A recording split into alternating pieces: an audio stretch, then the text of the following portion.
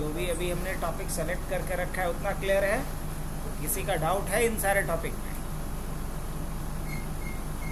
जितना भी टॉपिक मैंने अभी यहाँ पे सेलेक्ट किया है इसमें कोई डाउट है? अगर डाउट है तो पूछना है, अगर डाउट नहीं है तो आगे बढ़ सकते हैं हम लोग फिर। और नेक्स्ट टॉपिक क्या करने वाले हम लोग? Exception handling. क्या करने वाले हैं? Exception handling.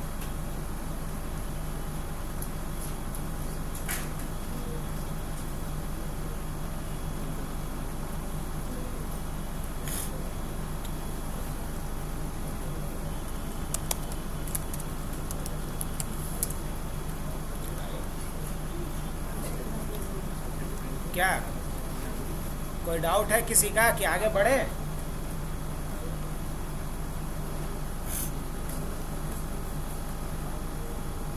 देखो, अगर ध्यान है तो पूछते जाते, जवाब देते जाइएगा।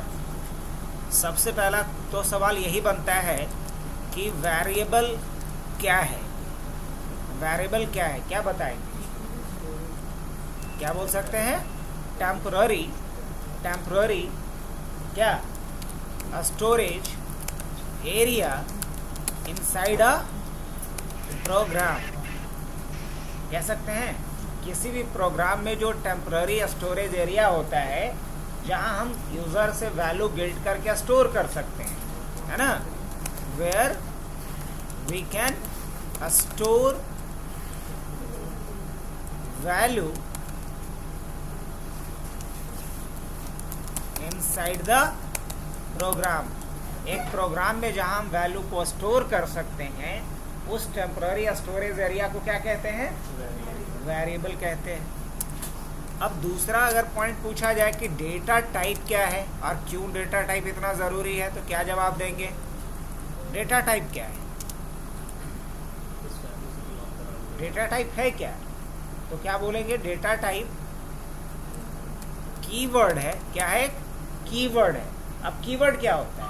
तो जिसके बारे में पाइथन को पहले से पता है वो क्या है? कीवर्ड।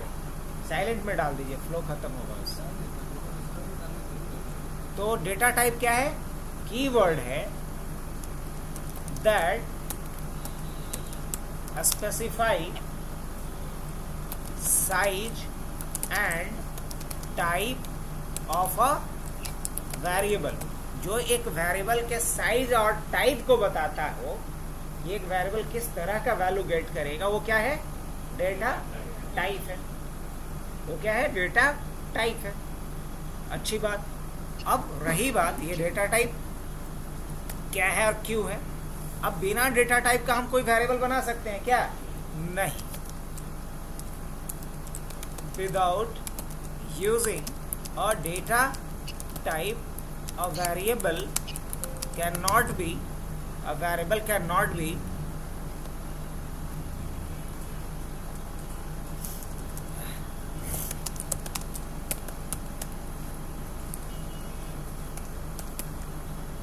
बिना डेटा टाइप का यूज किए हुए कोई भी वेरिएबल डिक्लेयर्ड नहीं किया जा सकता है। अब रही बात कि वेरिएबल का भी दो टाइप होता है। वेरिएबल का कितना टाइप होता है? दो टाइप होता है। अगर वेरिएबल के बारे में बात करें तो एक क्या होता है? एक होता है लोकल वेरिएबल। क्या होता है? Local variable. और लोकल वेरिएबल कहाँ होता है?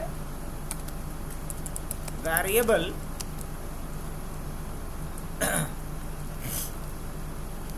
that has been declared inside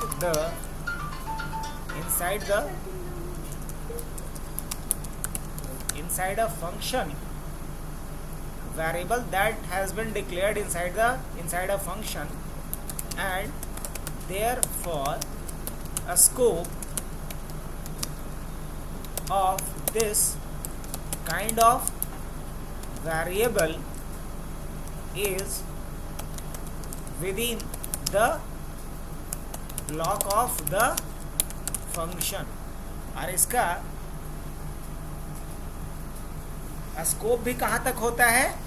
with in the block of the function. वैसा वेरिएबल जो किसी फंक्शन के बॉडी में, ब्लॉक में लिखा जाता है और जिसका दायरा, जिसका स्कोप भी उस ब्लॉक के अंदर तक ही होता हो, उसी को क्या कहेंगे। अब जैसे सोचिए कि ये पानी का बॉटल इस क्लासरूम में रखे हैं, इस क्लासरूम से बाहर नहीं जा सकता, ऐसा नियम बना दिया गया, तो इसका स्कोप क्या है, लोकल। और एक पानी का बॉटल बाहर रखा गया है, उसको किसी क्लासरूम में भी ले जा सकते हैं और पूरे इस प्रीमिसेस में कहीं भी यूज कर सकते हैं, तो उसका स्कोप क्या है, ग्लोबल।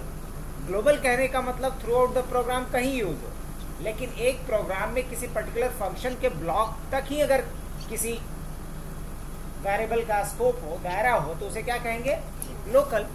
तो लोकल कहने का मतलब क्या है, variable that has been declared inside a function and therefore a scope of this kind of variable is within block of the function, उस फंक्शन के अंदर ही होता है। इससे आसान भाषा में क्या बताया जाए। अब इसके बाद क्या है, ग्लोबल। ग्लोबल वेरिएबल की अगर हम बात करें सर, तो क्या होता है, आप क्या कह सकते हो, variable that has been declared outside a function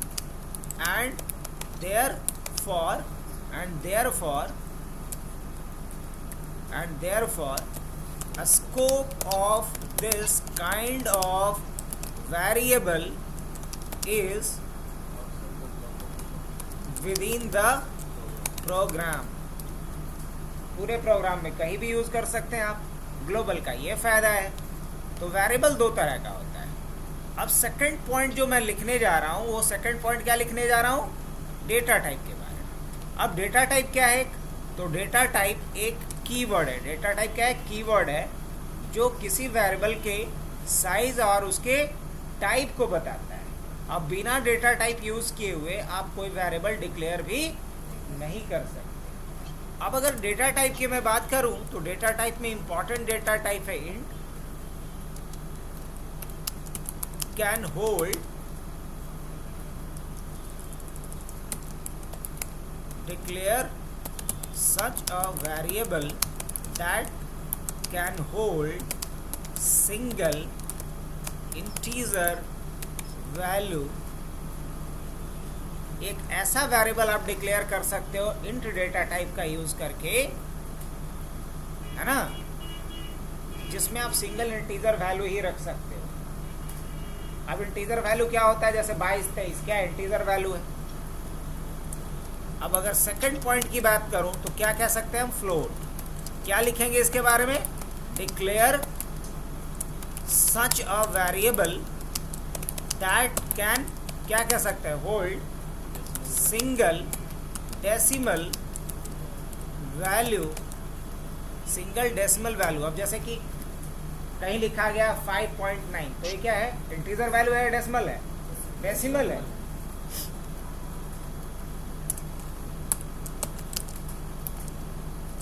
STR क्या बोलेंगे इसके बारे में, declare such a variable that can hold single string value. इसके अलावा क्या हो सकता है, बुल। क्या हो सकता है, डिक्लेयर्ड सच अ वेरिएबल, क्योंकि डेटा टाइप का यूज क्या है, वेरिएबल को डिक्लेयर करना। Declare such a variable that can hold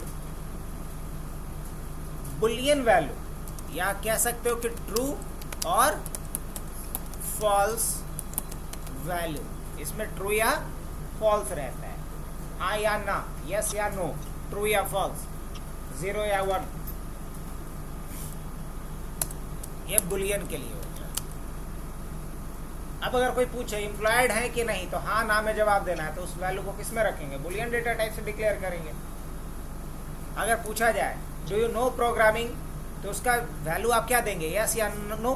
तो यस या नो में जो वैल्यू स्टोर करना होगा, उसका वेरिएबल का डेटा टाइप क्या रखेंगे, बुल रखेंगे, बुलियन रखेंगे। बुल मतलब होता है बुलियन।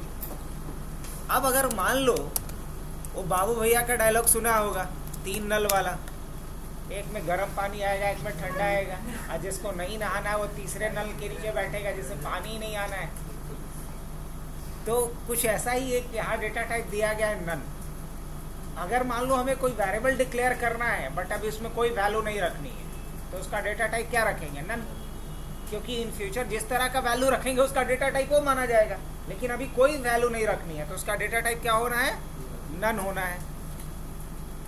तो क्या कहेंगे यहाँ पे? Declared such a variable that can hold none value. इसमें कोई वैल्यू नहीं होता है, नन मतलब नथिंग।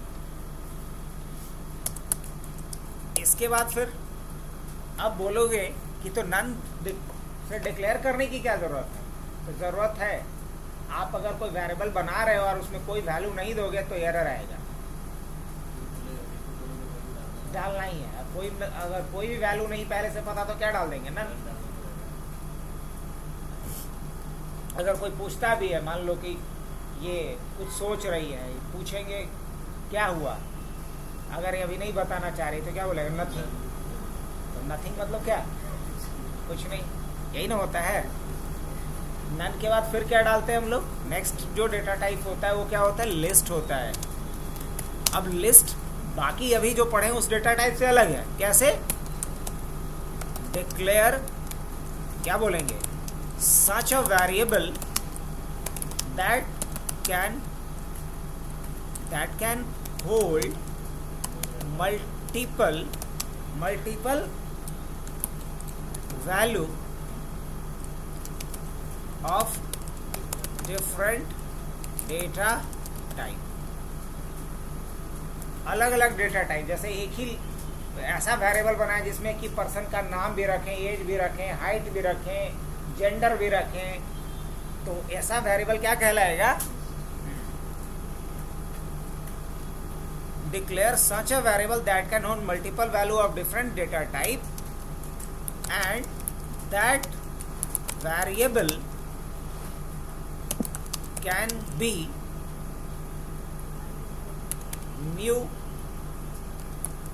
mutable also।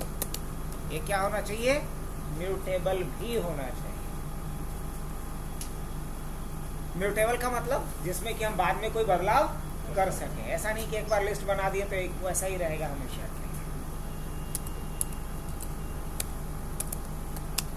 इसके बाद क्या है? लिस्ट के बाद क्या है? Tuple. Declare such a variable that can hold multiple value of different type as like list, but it is not mutable as like list। बस ये लिस्ट से अंतर किस बात पे होता है इसमें? हाँ, ये म्यूटेबल नहीं है और लिस्ट म्यूटेबल होता है, बाकी दोनों में सिमिलैरिटी है। Set declare such a variable that can hold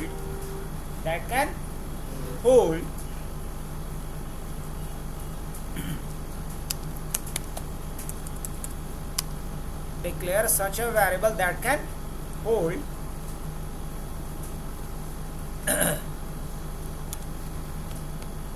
unique value of different type that is also not mutable। ऊपर वाला में था कि यूनिक नहीं होता था, लिस्ट में डुप्लीकेट वैल्यू भी रख सकते थे, टपल में भी डुप्लीकेट रख सकता था, लेकिन सेट में एक और लेवल का रेस्ट्रिक्शन डाल दिया क्या कि इसमें आप डुप्लीकेट वैल्यू भी नहीं रख सकते, इसमें आप डुप्लीकेट भी नहीं रख सकते हैं। सेट की खासियत ये डुप्लीकेट वैल्यू का मतलब नहीं समझ में आया।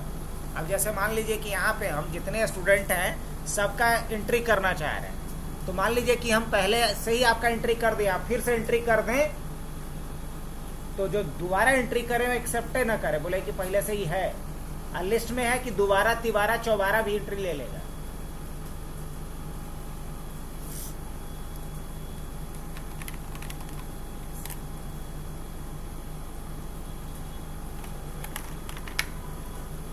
आगे बढ़ते हैं। एच के बाद क्या है? आई। आई क्या है? डिक्शनरी। डिक्शनरी को क्या लिखते हैं शॉर्ट में? DICT। तो क्या लिखेंगे इसके बारे में? Declare such a variable that can hold, क्या बोल सकते हैं? दैट कैन होल्ड की वैल्यू पेयर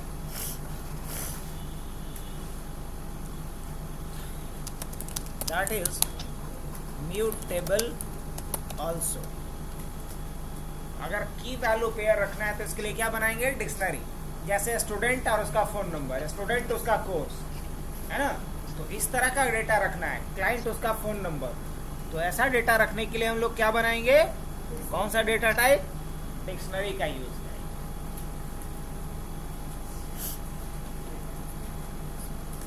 अब एक डेटा टाइप और है जो चाहिए, दैट इज व्हाट? रेंज। क्या बोलेंगे? Declare such a variable that can hold a range of value.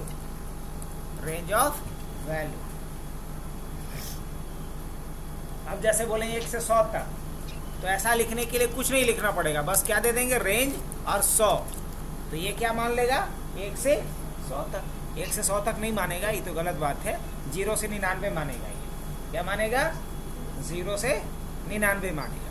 हाँ, अगर ऐसे दे देंगे 1,100 तो अब 1 से लेकर 99 तक मानेगा। अगर 101 दे देंगे तब अब 1 से लेकर के 100 तक मानेगा।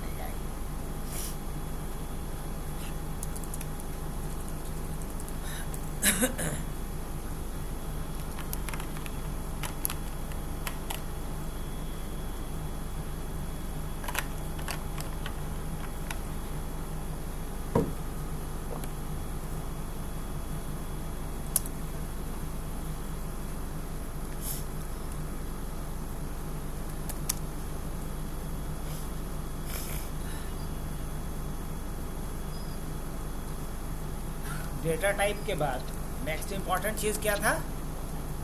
ऑपरेटर। ऑपरेटर ही था ना? ऑपरेटर के बारे में क्या बोलेंगे? Operator is a symbol that tells the compiler to perform the specified operation over the operands। Operator क्या है? एक सिंबल है जो कंपाइलर को ये बोलता है कि ऑपरेंड्स के ऊपर क्या ऑपरेशन परफॉर्म करना है। यहाँ ऑपरेंड किसको बोलते हैं? जैसे कहीं लिखा हुआ दिखा आपको 5 + 8, तो 5 क्या है? ऑपरेंड। 8 क्या है? ऑपरेंड। ये प्लस क्या है? ऑपरेटर। और कहीं अगर लिखा हुआ दिखाई दे x = तो x भी क्या है? ऑपरेंड। लेकिन ये इक्वल टू क्या है? ऑपरेटर, है ना? तो अब रही बात कि ऑपरेटर्स कितने तरह का होता है। तो ऑपरेटर का भी बहुत टाइप होता है भाई। क्या ऑपरेटर का टाइप होता है? पहला है आपका असाइनमेंट ऑपरेटर। असाइनमेंट ऑपरेटर ये दिखता कैसा है ससुर? दिखता ऐसा है, इक्वल टू का साइन। ये क्या है आपका? Assignment operator.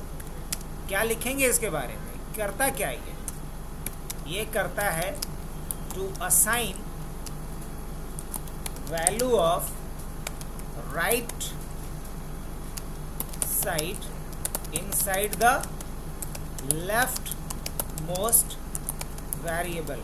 मतलब राइट साइड के वैल्यू को लेफ्ट साइड में असाइन करता है। कहीं ऐसा लिखा हुआ देखे है का 5 = x?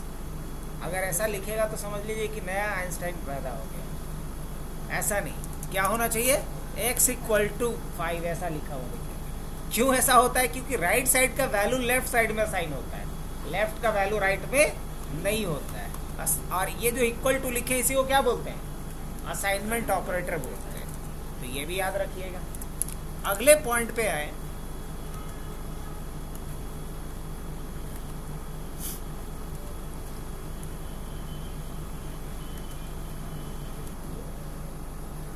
जो सबसे इंपॉर्टेंट है, दैट इज अर्थमेटिक ऑपरेटर। और अर्थमेटिक ऑपरेटर में क्या क्या आ जाता है सर आपका? Plus, minus, into, multiplication, power और डिवीज़न और इंटीजर डिवीज़न और मॉडुलो डिवीज़न। ये आ जाता है किसमें आपका?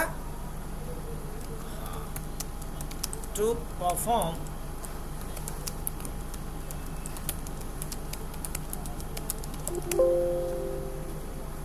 क्या शॉर्टकट था? क्या हो गया? कंट्रोल Z काम नहीं करेगा इसमें। कुछ शॉर्टकट ऐसा होता है, क्या दबाओ पता भी नहीं चला।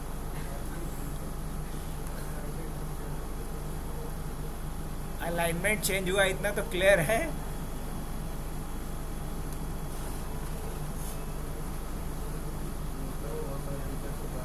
हाँ,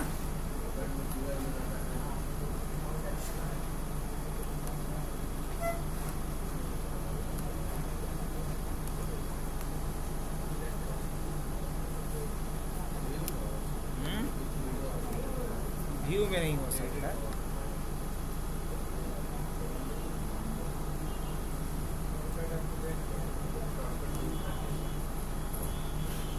कंट्रोल R, कंट्रोल F,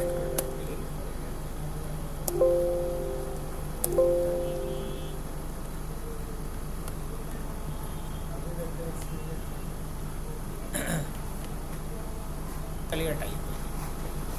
अब ऑपरेटर के ऊपर बात कर रहे थे तो असाइनमेंट ऑपरेटर तो हो गया था। इसके बाद क्या था? अर्थमेटिक ऑपरेटर था, arithmetic operator.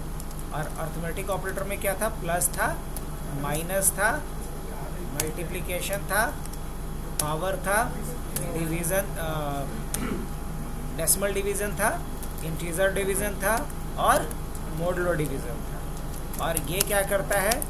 To perform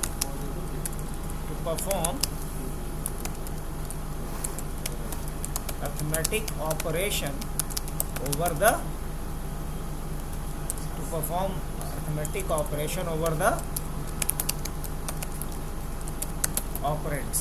operands पे अर्थमेटिक ऑपरेशन परफॉर्म करेगा। उसके बाद नेक्स्ट जो ऑपरेटर बहुत ज़रूरी है, दैट इज रिलेशनल ऑपरेटर। क्या? Relational operator. रिलेशनल ऑपरेटर में क्या होता है आपका? Greater than, smaller than, greater than, equal to, smaller than, equal to, not equal to. इन सबको किस में रखेंगे? To check the relation, and return the result in form of true और फॉल्स। ये रिलेशन को चेक करेगा और रिजल्ट किस में देगा? हाँ या ना में, ट्रू या फॉल्स में। Relational operator. रिलेशनल ऑपरेटर के बाद जो नेक्स्ट इंपॉर्टेंट है, that is logical operator. Logical operator में क्या होता है? एंड, और नॉट। एंड और नॉट। ये क्या करता है? To check the logic and return the result in form of true और फॉल्स। ट्रू और फॉल्स में यहाँ भी रिजल्ट देता है, इसमें भी ट्रू या फॉल्स में रिजल्ट।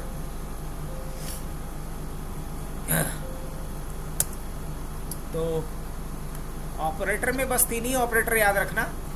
कौन कौन सा? असाइनमेंट, अर्थमेटिक, 3 क्या 4 हो गया ना, रिलेशनल और लॉजिकल। चौथी चीज़ जो याद रखनी है वो रखना है conditional.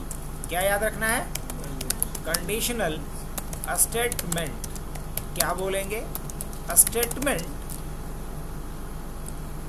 That check the condition and decide flow of the program. It means that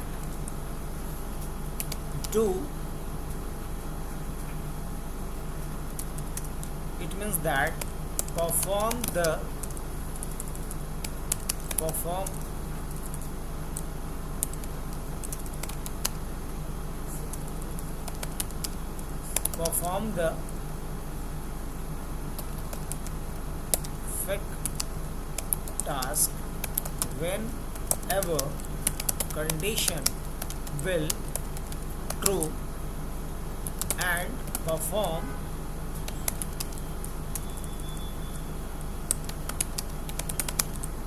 other task whenever condition will false. तो कंडीशनल स्टेटमेंट बेसिकली किसी भी प्रोग्राम के फ्लो को तय करता है। फ्लो को तय करने का मतलब ये कि कंडीशन को चेक किया, कंडीशन ट्रू रहेगा तो अलग काम करेगा और कंडीशन फॉल्स रहेगा तो अलग काम करेगा। इसलिए क्या बोला गया कि एक प्रोग्राम के फ्लो को तय करता है। If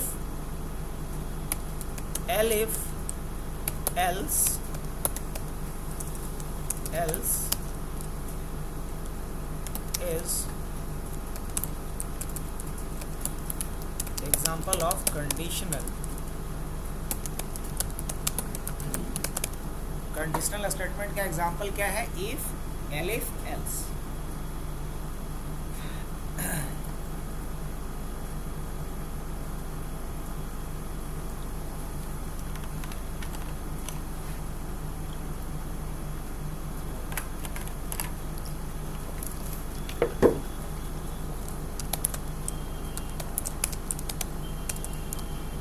Whenever you have to take a decision based on a condition in your program,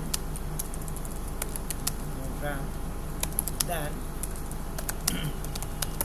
should have to use conditional statement at that point.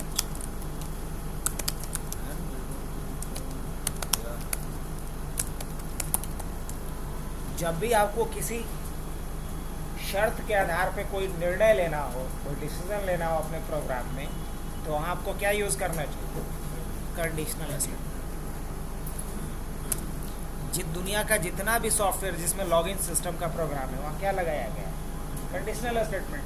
आप फेसबुक खोलते हो, कुछ भी खोलते हो, अगर आपको वहाँ पे यूज़र आईडी पासवर्ड मांगा जाता है, जैसे अभी हम लोग साइन इन के लिए जा रहे हैं, अब साइन इन के लिए जा रहे हैं तो अगर हम अदर यूज़र अकाउंट पे जाएंगे लेट सपोज, तो हमसे यहाँ ईमेल आईडी मांगेगा, ईमेल आईडी डालेंगे, फिर पासवर्ड डालेंगे, जैसे कि हमने डाला यहाँ पे samosaforall@gmail.com। हाँ मैं ही बनाया था लेकिन भूल गया हूँ कि क्या इसका पासवर्ड है, samosaforall@gmail.com। अब जब नेक्स्ट करेंगे यहाँ पे तो क्या बोल रहा है? Could not find your Google account. Samosa for all. कुछ नंबर भी जोड़े थे क्या?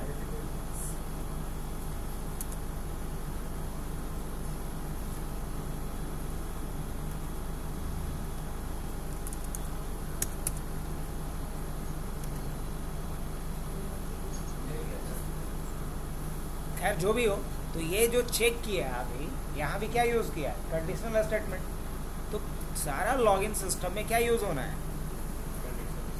कंडीशनल स्टेटमेंट यूज़ होना है। कंडीशनल स्टेटमेंट के बाद क्या चाहिए? लूप चाहिए। लूप क्यों चाहिए? लूप क्या होता है? लूप होता है execution EXECU, execution control a statement that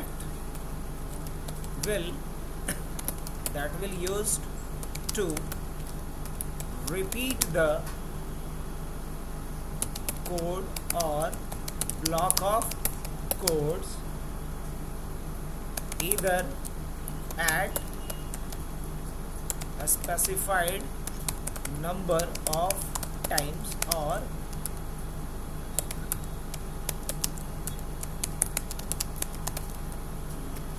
तो बेसिकली लूप क्या है? एक एग्जीक्यूशन कंट्रोल स्टेटमेंट होता है जिसका इस्तेमाल किया जा सकता है that will used can be used to repeat the code or block of codes either at a specified number of times or infinite number of times. अगर मुझे किसी पर्टिकुलर कोड को या ढेर सारे कोड्स को कुछ खास नंबर ऑफ टाइम्स तक या अनगिनत नंबर ऑफ टाइम तक दोहराना हो, रिपीट करना हो, तो इसके लिए किसका इस्तेमाल करते हैं? लूप का इस्तेमाल करते हैं। नहीं, अब इसमें भी पहला जो लूप हम लिखेंगे वो क्या लिखेंगे? For loop. क्या लिखेंगे? For loop use for loop to repeat the code or block of codes at a specified number of times. अगर मुझे कुछ खास नंबर ऑफ टाइम्स तक रिपीट करना है तो क्या यूज करो? फॉर। और फिर क्या लिखा हूं मैं? while loop. इसके बारे में क्या लिखेंगे? Use while loop to repeat the code और क्या? block of codes at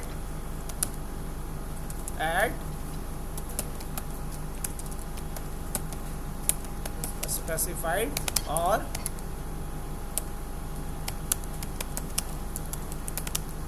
ये दोनों केस में आप यूज कर सकते हैं, लेकिन ज़्यादा ये सूटेबल किसके लिए?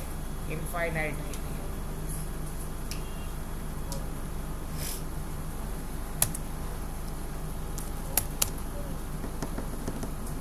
तो लूप की बात हो गई। नहीं, लूप के बाद आपको करना क्या है? लूप के बाद आपको किसको याद करना है? फंक्शन को। अब ये फंक्शन क्या होता है? तो फंक्शन होता है ब्लॉक ऑफ कोड। अगर मान लो कि आपको कोई काम करना है और उस काम के अंदर बहुत सारे छोटे छोटे काम हैं, तो उसको आप क्या बोलते हैं? अब अगर कोई मान लो कि आपसे बोले कि अक्षय जी आप एक सप्ताह नहीं आ रहे थे, कहीं बिजी थे का, तो क्या बोलेंगे? हाँ शादी में बिजी थी। तो नहीं बोलिएगा कि कपड़ा धो रहे थे, तो दाढ़ी बनवा रहे थे, तो मंडप बनवा रहे थे। ये सब जो जितना भी एक्टिविटीज होता है वो तो नहीं एक्सप्लेन करेंगे, उसको एक वर्ड में क्या बोल देंगे?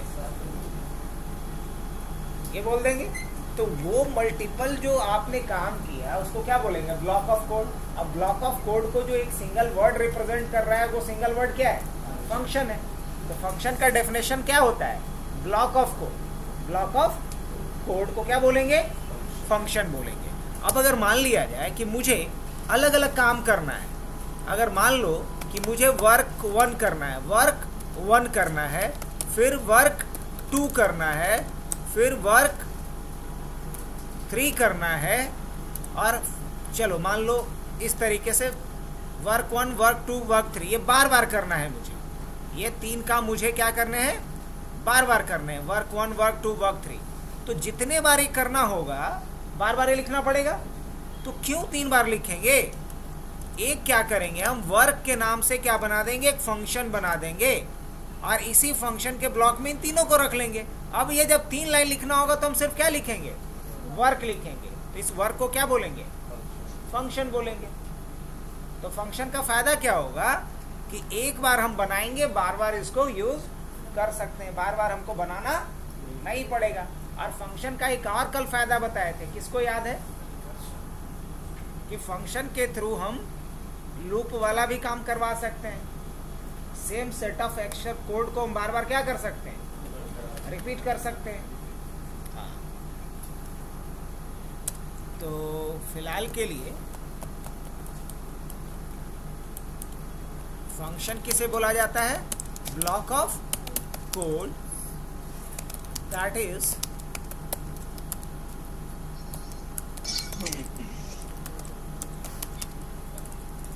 responsible to perform a set of action is called block of code that is responsible to perform a set of action is called function.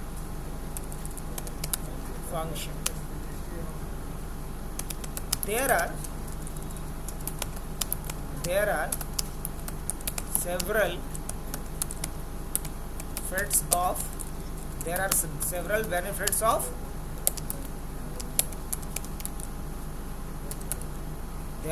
several benefits of a function. पहला benefit क्या है?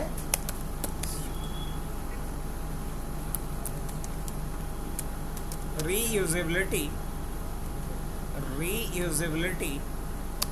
of codes. reusability of code का मतलब समझ रहे हैं आप लोग? सेम सेट ऑफ कोड को बार बार लिखना नहीं, एक बार लिख दीजिए, बार बार उसको कॉल कीजिए, बार बार यूज कीजिए। reusability of code.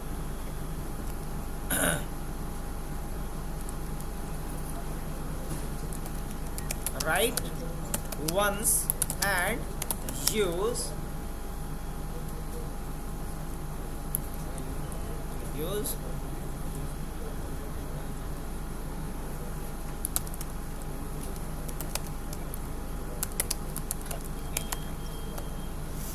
write once and use anywhere and anytime. कहीं भी और कभी भी यूज कीजिए। दूसरा फायदा क्या है? Time complexity.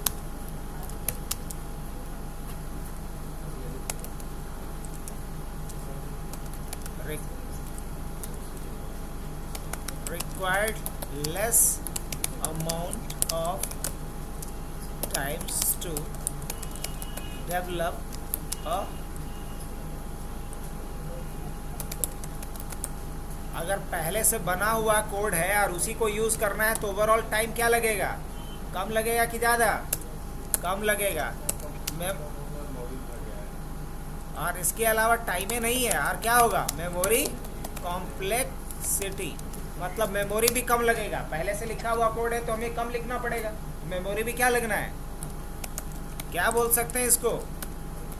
Required less amount of memory to develop a software function use करके। ये तीन बड़ा फायदा दिख रहा है अपने को। एक और बड़ा फायदा है, और वो बड़ा फायदा क्या है? वो बड़ा फायदा है सर आपका क्या?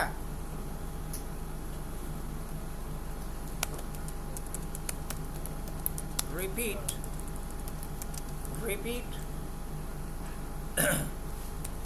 block of codes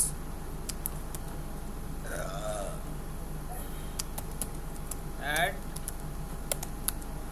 finite or a specified number of times using the concept of recursion. ये चौथा बहुत बड़ा फ़ायदा है फंक्शन यूज़ करने का। कोई यही ना पूछेगा जी आपसे कि फंक्शन क्या होता है, क्यों यूज़ करेंगे? तो दोनों चीज़ तो बता ही दी आप कि फंक्शन है क्या, क्यों यूज़ करेंगे, फंक्शन यूज़ करने के क्या फ़ायदे हैं। तो चौथा वाला फ़ायदा तो हम लोग कल देखे थे, रिपीट करने वाला। फंक्शन के बाद जो नेक्स्ट इम्पॉर्टेंट है दैट इज़ व्हाट? एक्सेप्शन ना। और यहीं तक पहुंचाने के लिए आपको हमने अभी तक बताया एक्सेप्शन। अब एक्सेप्शन क्या होता है पहले वो समझ लें, उसके बाद हैंडलिंग देख लेंगे। एक्सेप्शन होता क्या है?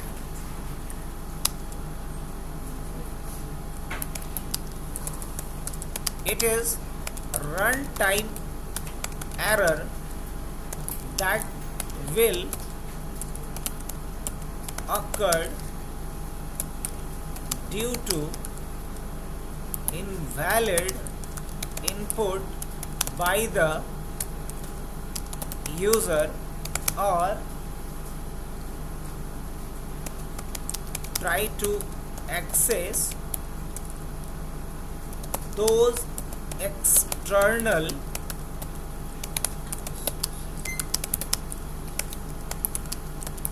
that is not available. It is a runtime error that will occur due to invalid input by the user or try to access those external resources in the program that is not available. जरा इसको समझ लें क्या? हमने ये लिखा है कि एक्सेप्शन एक रन टाइम एरर होता है. एरर क्या होता है? गलती, भूल, मिस्टेक. तो अगर कोई सॉफ्टवेयर हम बनाएं और सॉफ्टवेयर में यूजर से नाम पूछना था और नाम के जगह पे वो अपना लिख रहा है 55, तो 55 किसी का नाम हो सकता है, वैलिड नहीं. तो ये क्या है? Run time error. किसी से हम एज पूछे थे और एज के जगह पे वो डाल दे रहा है क्या? अमित कुमार. तो ये क्या है? रन टाइम एरर है. अगर सही इनपुट करता तो एरर नहीं आता.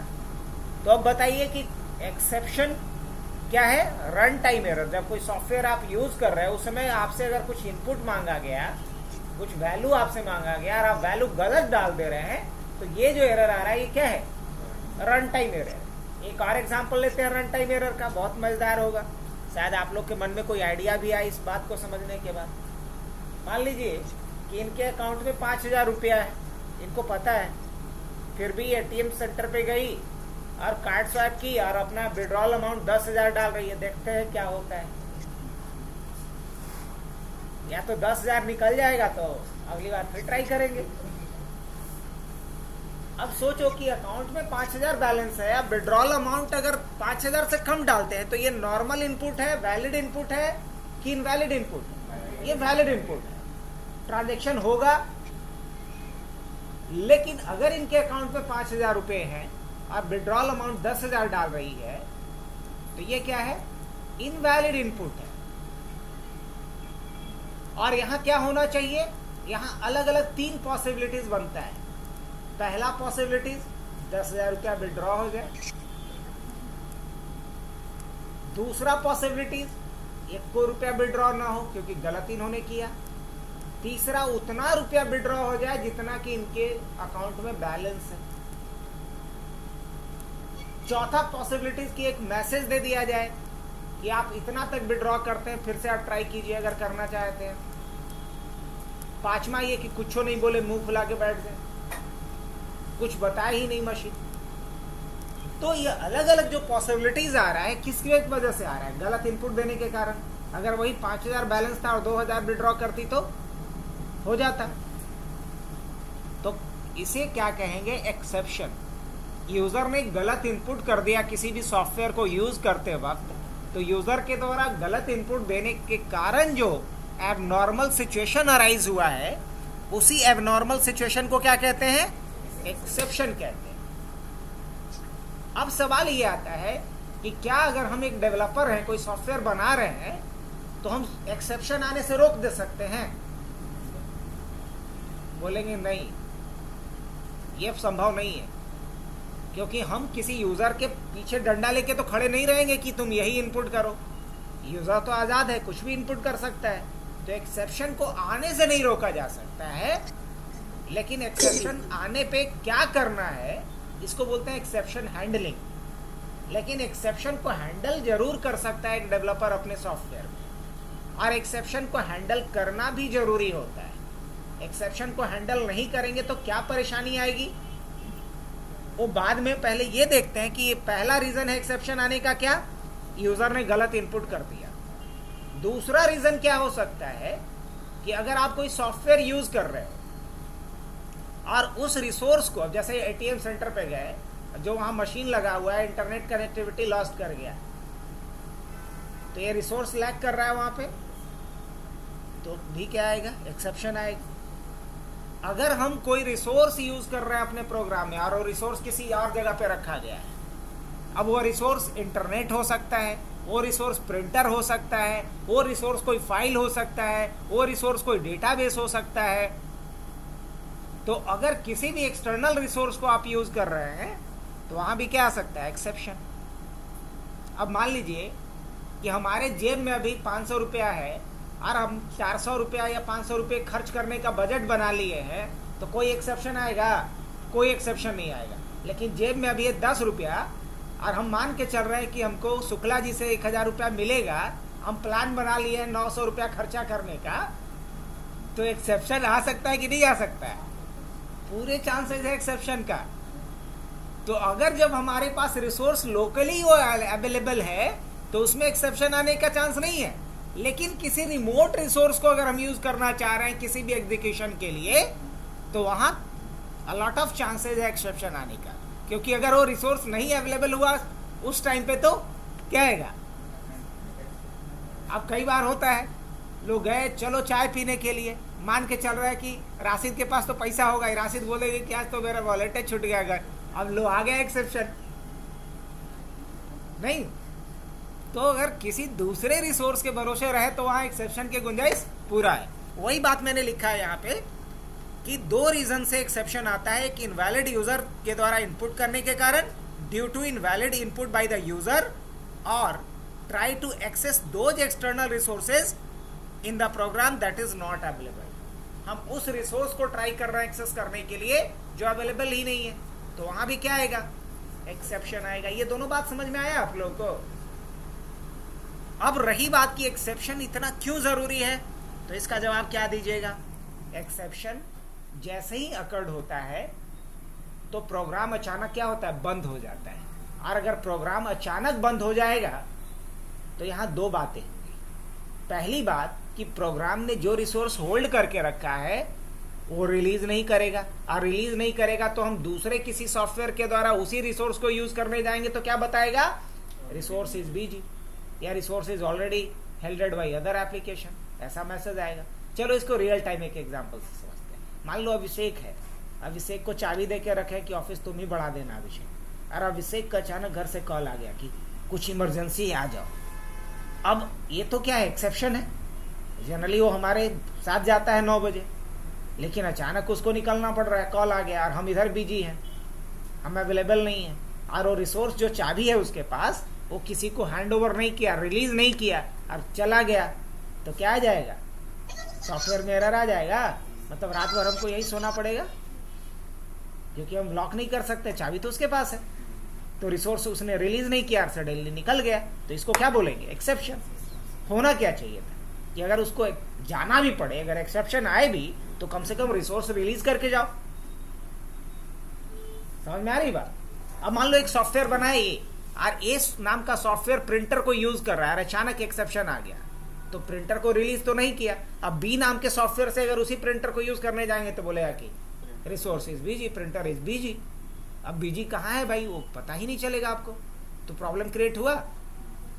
तो इसका सॉल्यूशन क्या है, सॉल्यूशन ये है कि एक्सेप्शन जैसे ही अकर्ड हो तो रिसोर्स को पहले रिलीज करवाओ जो रिसोर्स उस एप्लीकेशन ने होल्ड करके रखा है। पहला रीजन। दूसरा रीजन कि ठीक है हम जानबूझ करके एटीएम सेंटर पर ऐसा नहीं कुछ कारनामा करने गए, हमको याद नहीं है ठीक से कि हमारे अकाउंट में 5000 है कि 50,000 है। होता है, मान लेते हैं कि बहुत सारा अकाउंट है, नहीं याद है कि इस अकाउंट में कितना बैलेंस है। अब अगर हम उस केस में गए, 5000 बैलेंस था, विड्रॉल अमाउंट है, ये कितना बैलेंस था नहीं पता, हमने विड्रॉल अमाउंट पहले डाला 20,000 तो भी एरर आ गया, 20 के बाद 15 डाले तो भी आ गया, 10 डाले तो भी, 5 डाले तो भी आ गया। अब लगा कि कितनों डाल रहे हैं एरर आ रहा है, मतलब दिक्कत क्या है। तो वहां क्या दिमाग में आएगा, मिनी स्टेटमेंट निकाल लेते हैं, बैलेंस इंक्वायरी कर लेते हैं। अब सोचो कि अगर हम 5 डाले, एरर आकर के वो एप्लीकेशन बंद हो जाए तो बाकी का भी फीचर हम यूज नहीं कर पाएंगे, लाइक बैलेंस इंक्वायरी का, पिन चेंज का नहीं कर पाएंगे। तो होना क्या चाहिए कि ठीक है किसी भी एक्सेप्शन के अकड़ होने के कारण हमारा कैश विड्रॉल नहीं हुआ, लेकिन हम बैलेंस इंक्वायरी तो कर सकते हैं ना। मतलब ये कि उसी सॉफ्टवेयर का जो दूसरा फीचर है, पहला फीचर था कैश विड्रॉल, जो दूसरा फीचर है like balance inquiry, pin changes, वो तो हम कर सकते हैं। तो हाँ, वो तो चलना चाहिए था, लेकिन जैसे ही एक्सेप्शन आएगा तो क्या होगा, पूरा का पूरा प्रोग्राम बंद हो जाएगा, तो कोई और फीचर भी नहीं यूज कर पाएंगे। तो आप सोच के देखिए कि एक्सेप्शन हैंडल करना जरूरी है कि नहीं, बहुत जरूरी है। मतलब कोई भी, अगर आप एक्सटर्नल रिसोर्स यूज कर रहे हैं या यूजर से वैल्यू इनपुट ले रहे हैं, तो उस चीज को आप एक्सेप्शन के अंडर में ही लिखिए, क्योंकि there are a lot of chances of happening exception in that code that are related to user input or that are related to those resources that is not part the internal program, है ना। हमारे internal programme का अगर वो part नहीं है, किसी अलग डिवाइस का पार्ट है, या फिर यूजर से वैल्यू कुछ गेट कर रहे हैं, तो उसमें एक्सेप्शन आने के पूरे चांसेस हैं। इसलिए उन सारे लाइंस ऑफ कोड को आपको कहाँ लिखना चाहिए, एक्सेप्शन वाले ब्लॉक के अंदर लिखना चाहिए, मतलब उसको हैंडल करने वाले ब्लॉक के अंदर लिखना होगा आपको। तो समझ में आ रहा है कि एक्सेप्शन हैंडल करना क्यों जरूरी है, हाँ कि ना। अगर एक्सेप्शन हैंडल नहीं करेंगे तो पहला प्रॉब्लम क्या आएगा कि जो रिसोर्स यूज कर रहा है वो रिसोर्स रिलीज नहीं करेगा, रिलीज नहीं करेगा तो क्या होगा समझ ही रहे हैं। दूसरा प्रॉब्लम क्या है कि अगर एक्सेप्शन हैंडल नहीं करेंगे तो जिस लाइन में एक्सेप्शन आ जाएगा उसके आगे की लाइंस नहीं चलेगी, चाहे वो अलग ही क्यों ना फंक्शनलिटीज के लिए लिखा गया है, अलग फीचर्स के लिए क्यों ना लिखा गया है, वो भी नहीं चलेगा। तो हम कम से कम बीइंग अ प्रोग्रामर क्या चाहेंगे कि जिस फीचर में एक्सेप्शन आया है, जिस फीचर को यूज करने पे एक्सेप्शन आया है, वो फीचर ठीक है नहीं चलेगा, ऑलराइट, लेकिन बाकी के फीचर्स तो चलने चाहिए। तो इस बात को इंश्योर करने के लिए हम किसका यूज करेंगे, एक्सेप्शन। याद रहेगा ये कि क्यों यूज किया जाएगा एक्सेप्शन हैंडलिंग को। अब किसी भी एक्सेप्शन को हैंडल करने का 3 फेज होता है। कितना फेज होता है, 3 फेज होता है।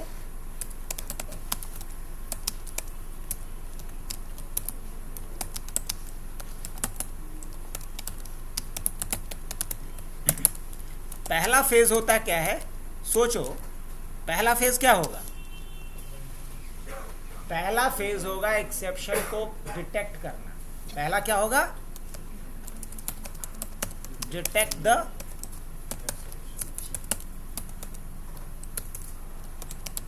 The exception. पहला काम क्या है, एक्सेप्शन को डिटेक्ट करो। For this use try block. It means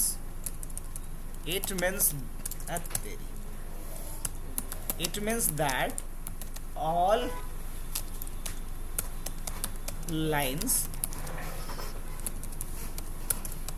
in which there is chances of exception must be written inside the try block। जिसमें एक्सेप्शन आने का गुंजाइश है उसको किस ब्लॉक में लिखना चाहिए, ट्राई ब्लॉक में लिखना चाहिए। तो पहला काम क्या है, पहला काम है डिटेक्ट द एक्सेप्शन। पहला काम क्या है, डिटेक्ट द एक्सेप्शन। और इसके लिए क्या है, for this use try block.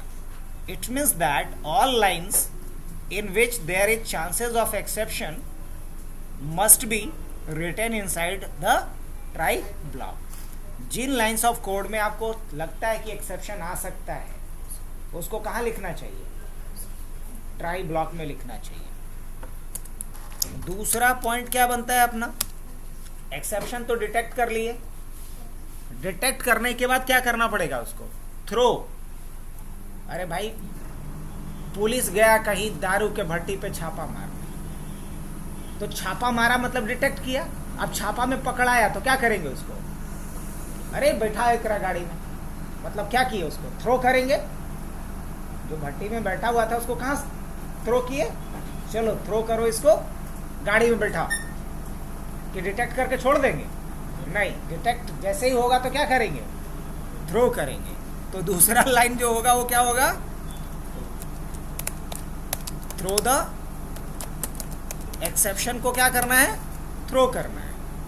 अब क्या बोलेंगे, for this use raise block, it means that as soon as exception detected, it must be raise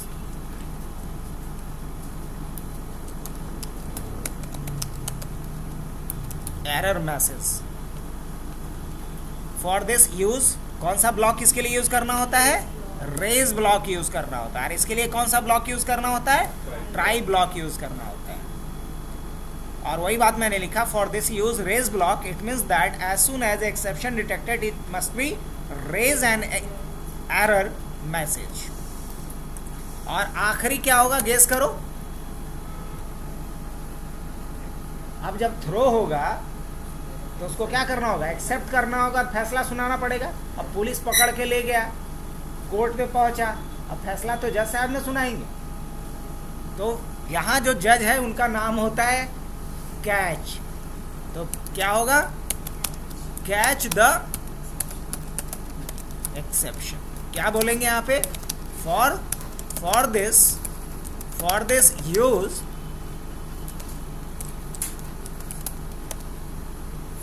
और इसके लिए क्या यहाँ लिखना पड़ता है, except block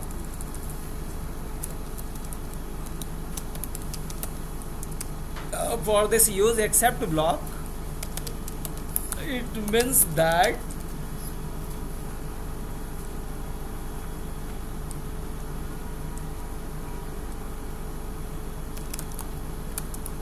what to do whenever exception throw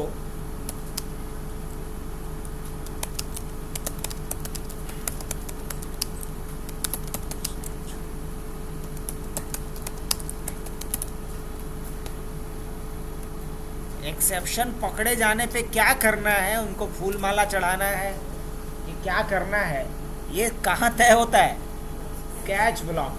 मतलब वो बातें आपको लिखनी पड़ती है कहाँ पे, कैच ब्लॉक में, जो एक्सेप्शन अकरिंग पे आपको करना होता है। सही। अब जैसे कि नेटवर्क कनेक्टिविटी के लिए आईपी पूछ रहा है, आईपी के जगह पे कोई होस्ट नेम डाल दे, हम पोर्ट नंबर मांग रहे हैं, डाल दे रहा है आईपी। तो ये सारा सिचुएशन क्या है, एक्सेप्शन का है।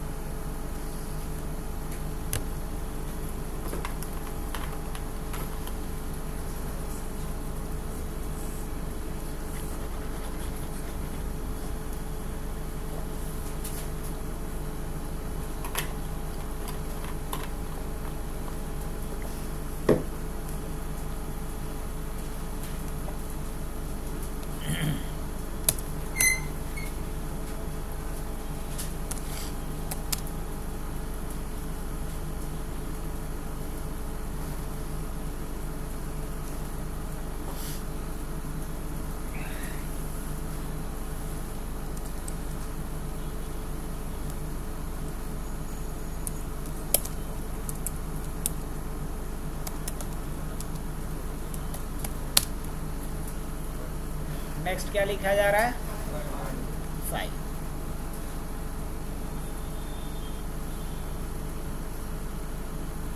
अब ये फाइल क्या होता है,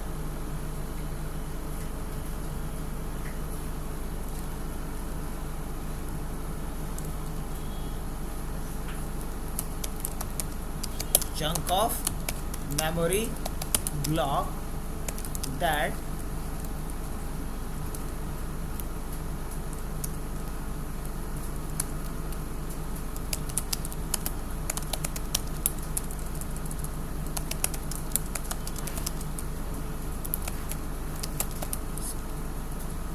chunk of memory block that hold memory from hard disk to store any kind of data inside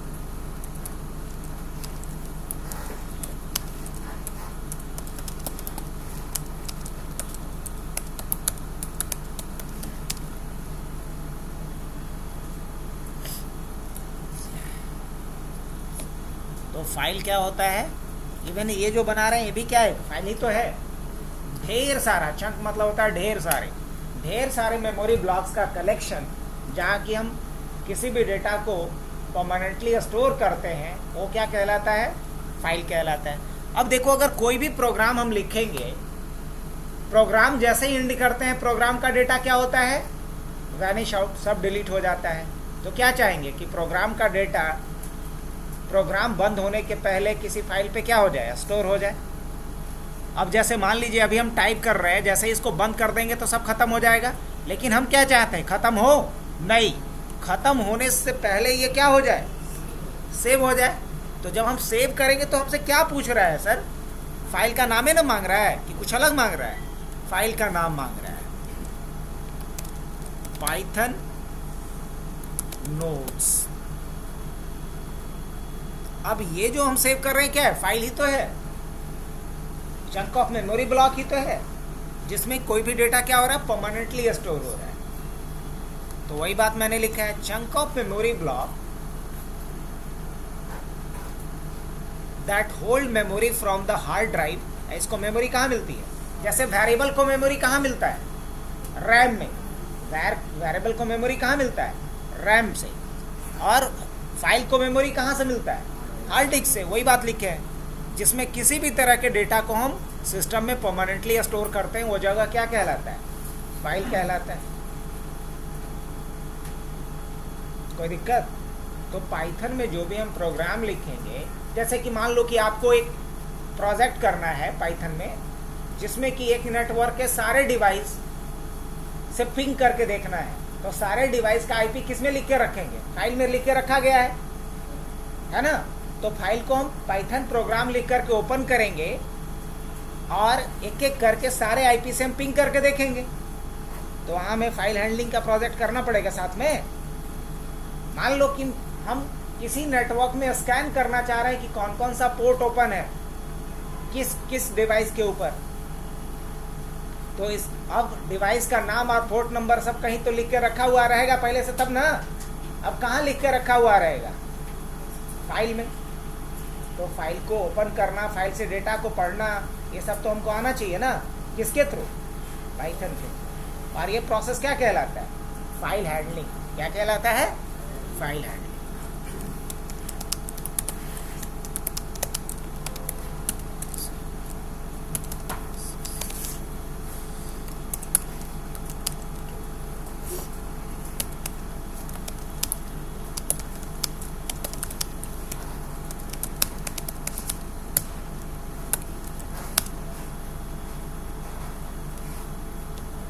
लिखने का स्टाइल समझ में आ रहा है।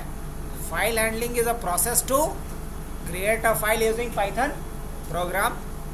उसके बाद क्या, open the file using Python program. इसके अलावा क्या हो सकता है, read data from the file using Python. Python program लिख करके फाइल से डेटा को पढ़ना, ये भी क्या कहलाएगा, फाइल हैंडलिंग। इसके अलावा और क्या हो सकता है, right data over the file using the Python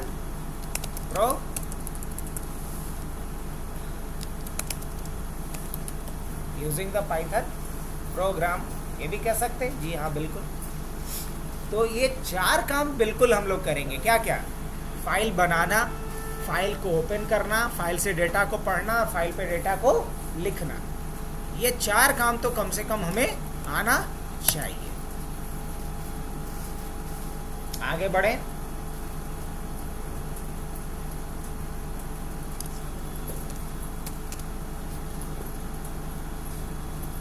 next जो पॉइंट बनेगा अपना फाइल के बाद, वो हम लोगों का बनने वाला बहुत important point, that is socket.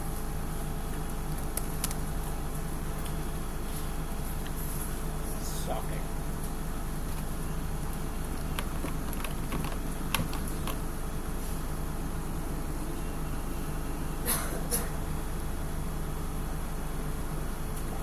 क्या वो खत्म हो गया क्या?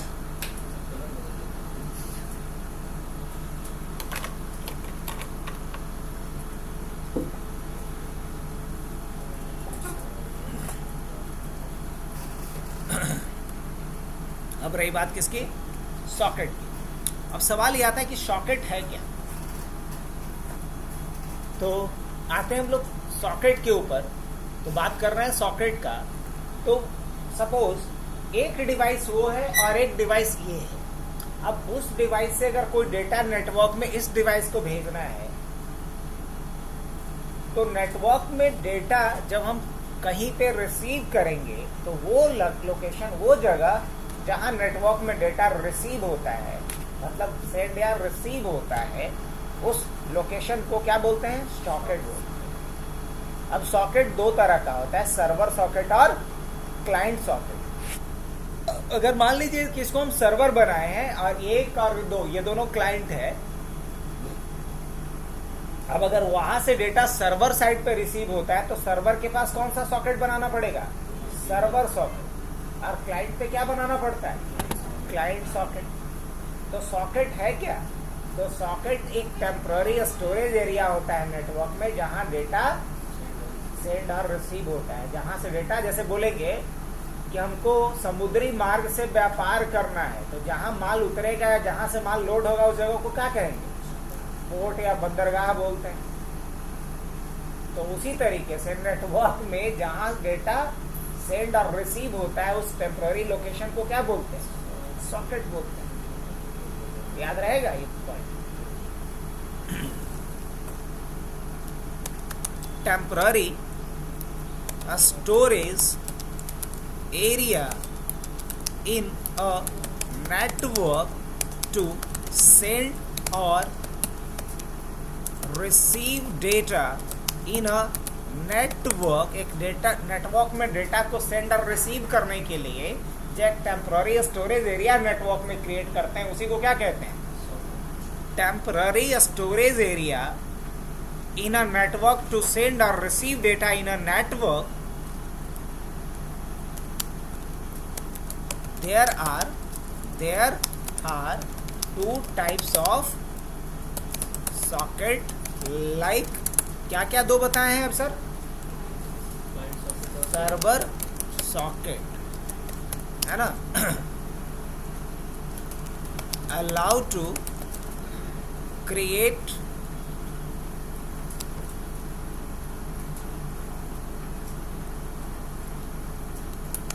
server socket that will accept connection of clients.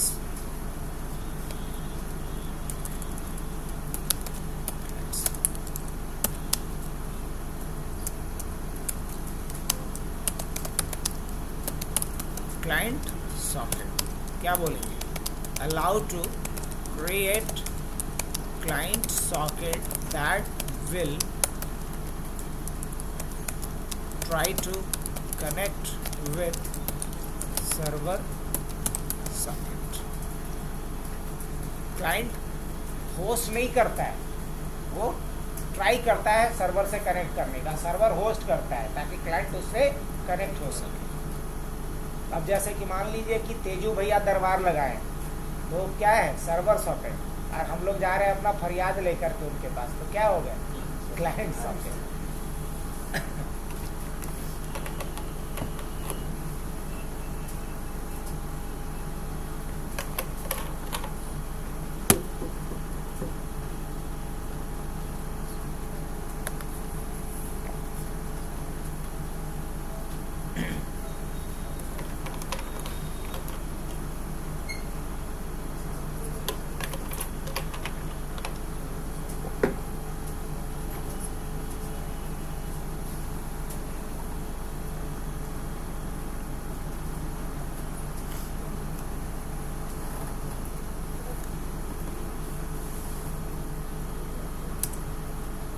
अब जहाँ भी नेटवर्क प्रोग्रामिंग की बात आएगी वहाँ किसका यूज़ किया जाएगा?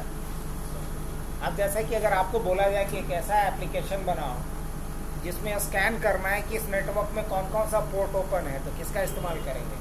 सॉकेट। अगर हम बोले कि एक चैटिंग एप्लीकेशन बनाओ व्हाट्सएप के जैसा, तो किसका इस्तेमाल करेंगे? सॉकेट का। हम चाहते हैं कि एक सर्वर क्लाइंट एप्लीकेशन बनाए जिसमें क्लाइंट साइड से कुछ इनपुट लें, सर्वर साइड पे उसको प्रोसेस करें और जो रिजल्ट आए वो क्लाइंट को मिलना चाहिए। फॉर एग्जांपल, क्लाइंट कोई एक नंबर इनपुट करे, वो नंबर आए सर्वर के पास, सर्वर उस नंबर का स्क्वायर निकाले और वो रिटर्न कर दे किसको? क्लाइंट को। तो इस तरह का अगर एप्लीकेशन बनाते हैं तो किसकी ज़रूरत पड़ेगी? Socket programming. इसी को नेटवर्क प्रोग्रामिंग या सॉकेट प्रोग्रामिंग भी कहा जाता है। तो अब जो हम लोग एप्लीकेशन बनाने वाले हैं, पोर्ट स्कैनिंग वगैरह, वो सब किसकी मदद से बनाएंगे? इसीलिए पॉइंट डील करते हैं।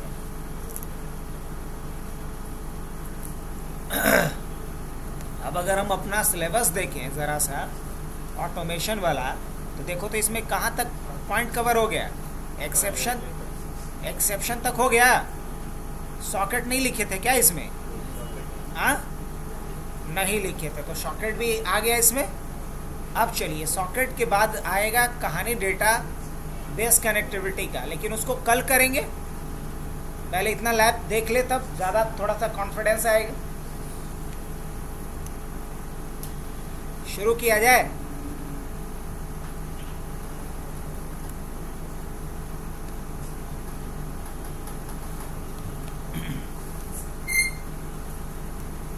तो एक अच्छा सा नोट्स बन गया है ये,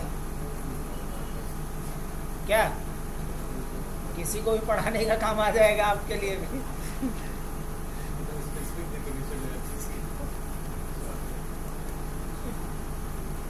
इसका शॉर्टकट नहीं मिला। चलो, अब हम लोग क्या शुरू करें? आइडियली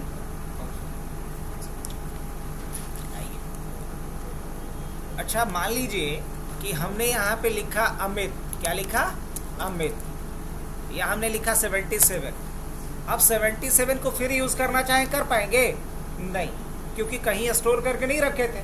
लेकिन अगर हम वही लिखते x = 88, अब बाद में अगर हम 88 को यूज़ करना चाहेंगे तो कर सकते हैं कि नहीं? हाँ, बिल्कुल कर सकते हैं। क्यों? क्योंकि 88 हमने कहाँ रख के रखा है? एक वेरिएबल में रखा है जिसका नाम x है। तो हम यहाँ x पे जैसे एंटर मारेंगे तो क्या दिखा देगा यहाँ? अब अगर मुझे x में कुछ और करना है तो हम क्या लिख सकते हैं? x + 9। ये जोड़ के बता देगा कि 97 हो गया आपका। नहीं, लेकिन अभी भी x देखेंगे तो क्या दिखाएगा? 88, क्योंकि ये जो हम जोड़े थे उसके बाद रखे थे क्या उसमें? नहीं। अगर वही हम ऐसे लिखे होते x = x + 9, तो अब x में क्या वैल्यू दिखाएगा? तो अगर कोई भी ऑपरेशन कर रहे हैं उसको जमा करना है तो असाइनमेंट ऑपरेटर लगाइए, और किस वेरिएबल में जमा करना है वो बता दीजिए। तो x क्या है? एक वेरिएबल है। अच्छा, अगर हम पूछे कि x का टाइप क्या है तो कैसे बताइएगा? देखने का कोई तरीका है? हम बोल देंगे इंटीजर है। आप कैसे मान लीजिएगा? अगर प्रूफ करना होगा तो इसका डेटा टाइप दिखा जाए। अगर डेटा टाइप दिखा दिया इंटीजर तो मान लेंगे। तो देखने के लिए यहाँ लिखना पड़ता है टाइप, और किसका टाइप देखना है मुझे? x का। तो टाइप क्या दिखा रहा है? इंटीजर। हाँ कि ना? बिल्कुल। लेकिन अगर मान लिया जाए मुझे किसी का नाम स्टोर करना है, क्या रखना है? नाम रखना है। और नाम अगर मान लिया जाए यहाँ पे रखना है मुझे सुमन। अब सुमन नाम लेने के पीछे भी कुछ रीज़न है, क्योंकि ये लड़का लड़की किसी का हो सकता है। अगर हम अभी इसका टाइप देखेंगे तो क्या बताएगा? बता सकते हैं आप? स्ट्रिंग बताएगा, क्योंकि कलेक्शन ऑफ कैरेक्टर मैंने इसमें रखा है। अगर हम नेम लिखेंगे तो क्या प्रिंट करेगा? सुमन। इसके अंदर सुमन वैल्यू है और इसका टाइप क्या है? स्ट्रिंग है। अब हम इसी का एज रखना चाह रहे हैं। मान लीजिए एज इसका 33 है, रख सकते हैं? हाँ बिल्कुल। अगर मैं एज देखना चाहूँ तो 33 बताएगा। अगर हम टाइप देखेंगे तो इसका डेटा टाइप क्या बताएगा? As integer. अब इसी का हम हाइट रखना चाहते हैं। क्या रखना चाहते हैं? हाइट रखना चाहते हैं। तो क्या डालेंगे आप? हाइट मान लीजिए कि इसका 5'9" है। क्या है? 5'9" है। अब इसका टाइप क्या दिखाएगा? अगर हम हाइट का टाइप देखें तो क्या दिखलाएगा? गैस कीजिए। फ्लोट दिखलाएगा। इसका डेटा टाइप क्या दिखाएगा? फ्लोट। और यही सब पढ़े तो हैं अभी हम, अभी क्रॉस चेक कर रहे हैं हम लोग। और अगर इसका वैल्यू देखना होगा तब हाइट। अब हम इसके आगे बढ़ते हैं। इसका हम लोग देखते हैं कि ये मेल है कि नहीं। नाम से तो लग रहा है कि कुछ भी हो सकता है, तो मेल है या नहीं ये लिखने के लिए मैंने लिखा यहाँ पे ट्रू। क्या लिखा है? ट्रू।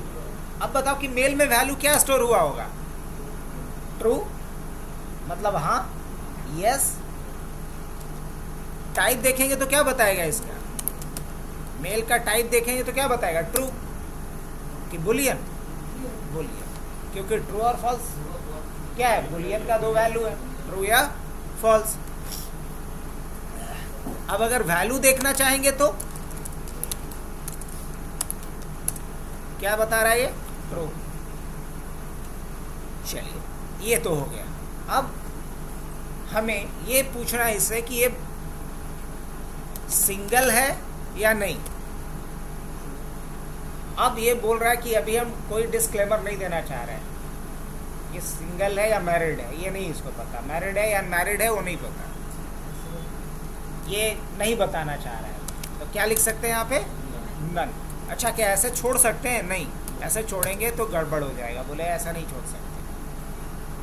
तो हम क्या यहाँ पे डालें? तो अगर नहीं पता तो क्या लिख सकते हैं अभी? नन। अब अगर हम देखेंगे इसका टाइप वैल्यू, तो कुछ वैल्यू नहीं दिखाएगा, कोई वैल्यू है ही नहीं। लेकिन अगर हम टाइप इसका देखना चाहें तो क्या बताएगा? इसका टाइप नन बताएगा, नन टाइप। अब अगर इससे पूछा जाए कि तुम्हारा क्वालिफिकेशन क्या है, एजुकेशनल क्वालिफिकेशन,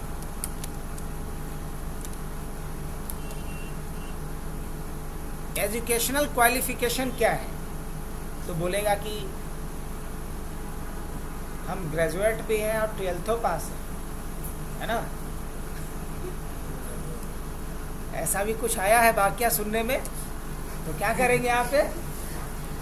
तो ऐसा अगर बनाना हो तो क्या लिखेंगे यहाँ पे हम लोग? लिस्ट बनाने के लिए अगर मल्टीपल वैल्यू रखना है और ऐसा मल्टीपल वैल्यू रखना है जिसमें हम बाद में कोई चेंजेस भी कर सकें, तो इसके लिए क्या बनाना होता है? लिस्ट बनाना होता है। और लिस्ट बनाने के लिए दो तरीका है, या तो आप ऐसे लिखो लिस्ट, ऐसे भी बना सकते हो, या डायरेक्ट आप स्क्वायर ब्रैकेट के अंदर वैल्यू पुटअप करके भी लिस्ट बना सकते हो। तो पहला चीज़ क्या है? बंदा 10वां भी पास किया है, अच्छी बात है, और 12वीं भी पास किया है, ये भी सही है, और साथ में BCA भी किया है, ये भी सही है। ये इसका एजुकेशनल क्वालिफिकेशन हो गया। अगर मुझे इसका टाइप देखना होगा तो क्या देखेंगे हम? टाइप देखेंगे, और क्या लिखते हैं हम? EDU QUAL qualification. तो क्या टाइप दिखाया सर इस बार? तो लिस्ट बनाना भी सीख लिए, अच्छी बात है। अब अगर मुझे इसका वैल्यू देखना होगा तो क्या करेंगे हम? EDU QUAL एजुकेशनल क्वालिफिकेशन, इसका क्या बता दिया? 10th 12th और BCA, हाँ कि ना? हाँ बिल्कुल। अब थोड़े देर के बाद, मतलब कुछ सालों के बाद ये MCA भी कर लिया, तो लिस्ट में जोड़ेगा या नहीं जोड़ेगा? तो कैसे जोड़ेगा? ये जोड़ सकता है या नहीं जोड़ सकता है? हाँ जोड़ सकता है। या मान लो कि ये कंप्लेन करता है कि नहीं हम BCA नहीं किए हैं, हम तो BA किए हैं पॉलिटिकल साइंस, तो जोड़ सकते हैं कि नहीं जोड़ सकते? हाँ बिल्कुल जोड़ सकते हैं। तो चेंज करके देखें पहले, ये BCA नहीं है, मान लो BBA है। क्या है? BBA। तो कैसे चेंज करेंगे इसको? क्या लिखना पड़ेगा? EDU QUAL qualification. और ये किस इंडेक्स पे वैल्यू है? ये पहले इंडेक्स पे है। आप पहले इंडेक्स को 0 इंडेक्स बोलते हैं, ये दूसरे इंडेक्स मतलब इंडेक्स 1 पे है, और ये तीसरे इंडेक्स मतलब इंडेक्स 2 पे है।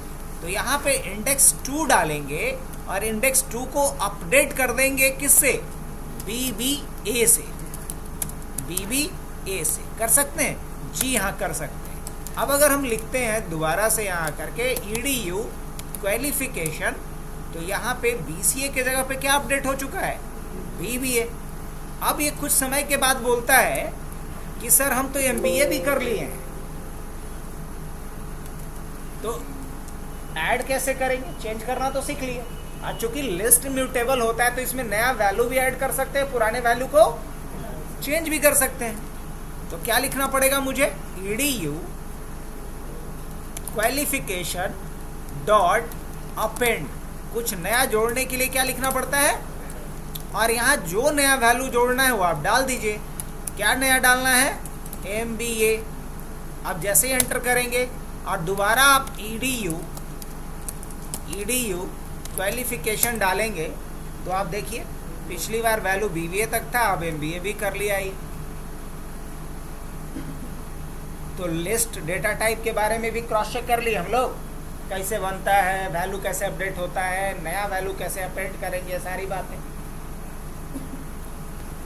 अब अगर कभी कुछ हटाने का नौबत आए, जैसे बोले कि हम BBA तो किए हैं लेकिन 12th नहीं किए हैं या 10th नहीं किए, हम मध्यमा पास किए, तो क्या 10th को हटा सकते हैं?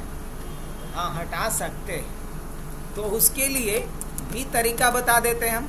EDU क्वालिफिकेशन डॉट रिमूव, और यहाँ क्या डाल देंगे? डाल देंगे यहाँ पे 10th, जो वैल्यू हटानी है वो।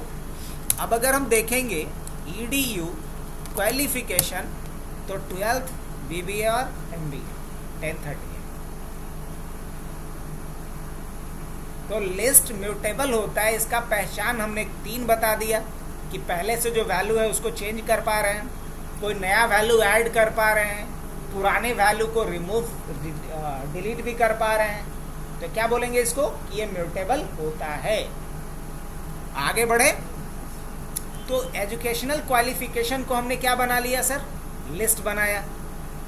अब मुझे एक लिस्ट बनाना है अपने वैसे डेटा का जो बाद में चाह के भी चेंज ना हो सके, चाह के भी चेंज ना हो सके। अब जैसे मान लिया जाए कि 10th में जो मार्क्स आया था, 12th में जो मार्क्स आया था, क्या वो चेंज हो जाएगा? महंगाई के साथ वो भी बढ़ सकता है क्या? नहीं बढ़ सकता है। तो उसको मुझे किस डेटा टाइप में रखना चाहिए? उसे रखना चाहिए टपल में। किस में रखना चाहिए? टपल में। अब टपल कैसे बनेगा? या जो चेंज नहीं हो सकते, जैसे पेरेंट्स, लाइक सुमन के माता पिता का नाम, क्या ये बदल जाएगा? नहीं। तो हम क्या करते हैं, यहाँ पे एक वेरिएबल क्या बनाते हैं? पेरेंट्स। इनका डेटा टाइप क्या रखना चाहिए? लिस्ट नहीं, टपल। टपल बनाने के लिए स्मॉल ब्रैकेट को लिखा जाता है। क्या?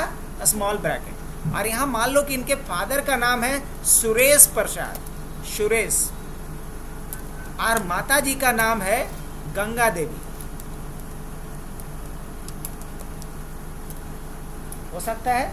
हाँ, बिल्कुल हो सकता है। अब अगर हम इसका टाइप देखेंगे तो टाइप क्या बताया? टाइप टपल बता रहा है। अच्छा, टपल होने का फायदा क्या है कि कोई अगर इनके पिताजी का नाम बदलना भी चाहे भविष्य में तो ये नहीं बदल सकते। कैसे? ट्राई करें।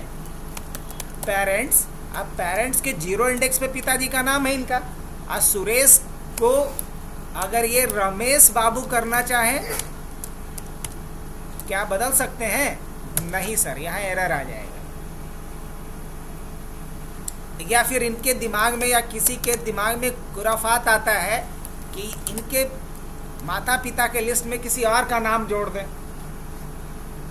तो माता पिता तो एक ही रहेंगे, 2 तो नहीं रहेंगे। तो क्या ये पॉसिबल है? नहीं, ये भी पॉसिबल नहीं है। जैसे राम कुमार, क्या जोड़ सकते हैं? नहीं सर, अपेंड भी नहीं कर सकते।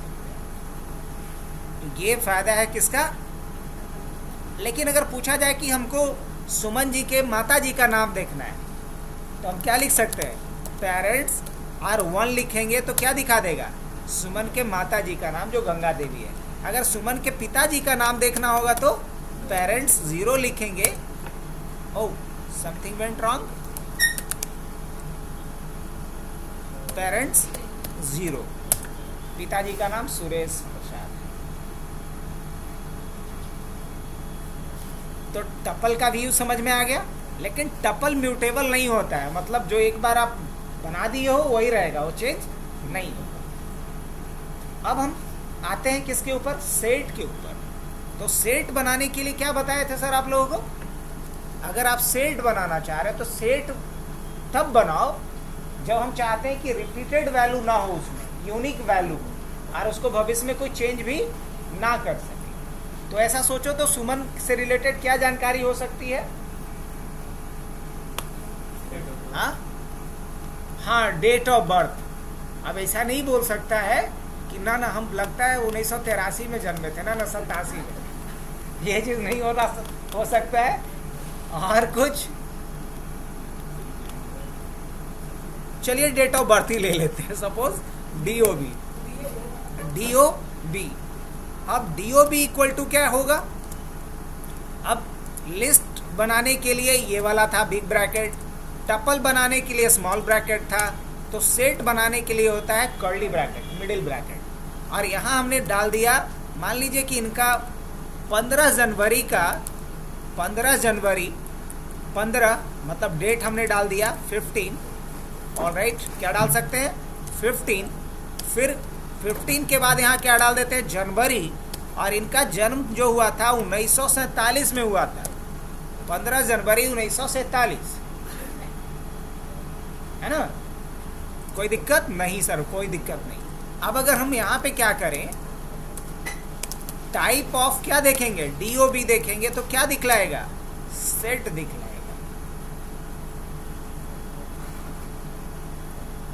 अब अगर हम ऐसा बनाने की कोशिश भी करते, क्या कोशिश करते, 15 और फिर लिख देते यहाँ पे जनवरी, और फिर अगर हम क्या लिखते, अच्छा पहले वो दिखला देता हूँ मैं, DOB अभी दिखला रहा है बिल्कुल, 1947 जनवरी 15, मतलब साल, महीना और तब तारीख। चलिए वो कंसर्न नहीं है। फिर लिखता हूँ मैं डेट ऑफ बर्थ, और यहाँ पे लिखता हूँ 15, और फिर से लिख दिया 15, और फिर से लिखा यहाँ पे जनवरी, और फिर से लिखा 1947, और फिर से लिख दिया गलती से जनवरी। अब अगर हम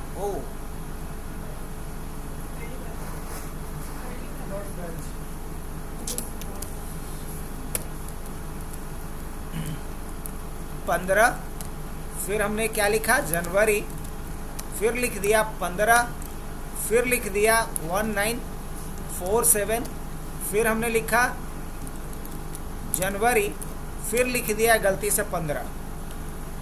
अब अगर हम DOB का टाइप देखेंगे तो क्या दिखाएगा सर, सेट ही दिखलाएगा। लेकिन जब DOB देखेंगे तो क्या दिखलाएगा, ये जो रिपीटेड वैल्यू है अपने आप उसको क्या कर चुका है, ये डिस्कार्ड, मतलब हटा चुका है। अब आप देखिए, जितनी बार रिपीट कर लीजिए कोई फर्क पड़ा नहीं, रिपीटेड वैल्यू को हटा दिया। तो ये सुमन का क्या है, डेट ऑफ बर्थ है। अब सुमन से रिलेटेड एक जानकारी और रखनी है, और वो जानकारी क्या रखनी है, वो रखनी है कि सुमन कौन से कंपनी में किस से किस टाइम तक जॉब की थी, है ना। तो इसके लिए एक्सपीरियंस नाम का इसका एक फील्ड बनेगा, एक वेरिएबल बनेगा, और यहाँ डिक्शनरी बनेगा। गेस कर लिए होंगे कि कौन सा प्रोजेक्ट या कौन से कंपनी में किस टाइम में काम किए थे। तो की के रूप में रहेगा कंपनी, और वैल्यू के रूप में क्या रहेगा, पीरियड। तो यहाँ मान लीजिए कि ये जो भाई साहब TCS में काम किए थे, तो TCS हो गया की, और TCS में कब से कब तक काम किए थे वो आप यहाँ पे डाल सकते हैं। तो TCS में ये काम किए थे जनवरी 12 से लेकर के मार्च, जनवरी 12 से लेकर के या 15 जनवरी 2020 से लेकर के लेकर के 16 मार्च 2022 तक इन्होंने इधर काम किया था। ये हो गया कंप्लीट। फिर यहाँ क्या पड़ेगा, कॉमा पड़ेगा। तो ये देखो, ये आपका है की और ये है उसका क्या, वैल्यू। अब उसके बाद ये दूसरी कंपनी इनकी जो थी वो टीसीएस के बाद क्या था, विप्रो था।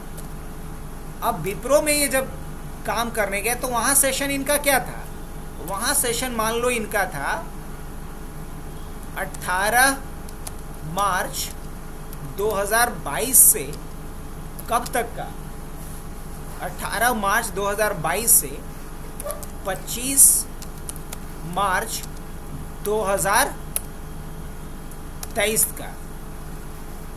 फिर यहाँ कॉमा, फिर तीसरी कंपनी के रूप में इन्होंने क्या ज्वाइन किया, मान लो सिस्को ज्वाइन कर लिया। अब सिस्को में इन्होंने सेवा कब से कब तक दिया, तो सिस्को में इन्होंने सेवा दिया 18 मार्च 2023 से 25 अप्रैल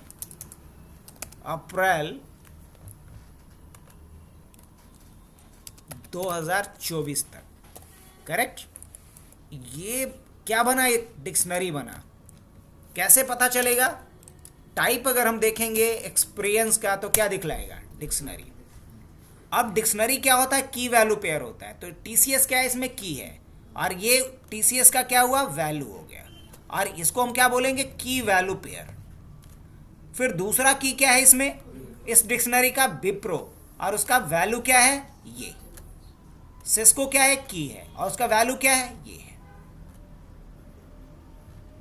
अब मुझे अगर पूरे डिक्शनरी को देखना है, की वैल्यू पेयर को देखना है, तो हम क्या लिख सकते हैं यहाँ पे, एक्सपीरियंस।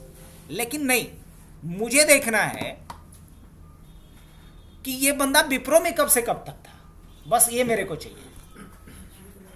सुमन विप्रो में कब से कब तक था, ये पता करना है। तो क्या करना पड़ेगा, लिखना पड़ेगा, हाँ ना, एक्सपीरियंस डॉट गेट, और यहाँ की डाल देंगे, विप्रो। अब देखना क्या अमेजिंग रिजल्ट आ रहा है, क्या बात है।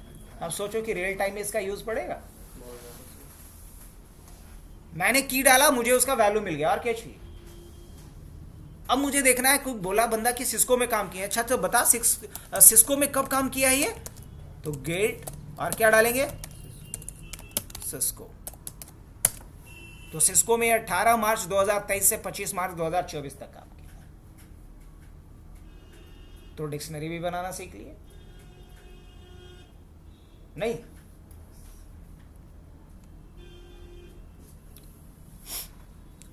तो ऑलमोस्ट हम लोग सारे डेटा टाइप को कवर कर लिए या नहीं कर लिए। इसमें बात ही बात में हमने सारा डेटा टाइप इसमें क्या कर लिया, कवर कर लिया। कल तो रफली किए ही थे हम लोग प्रोजेक्ट बेस्ड। अब अगर हम लोग ऑपरेटर के ऊपर आते हैं तो वो भी मैं कवर करवा देता हूं। क्या,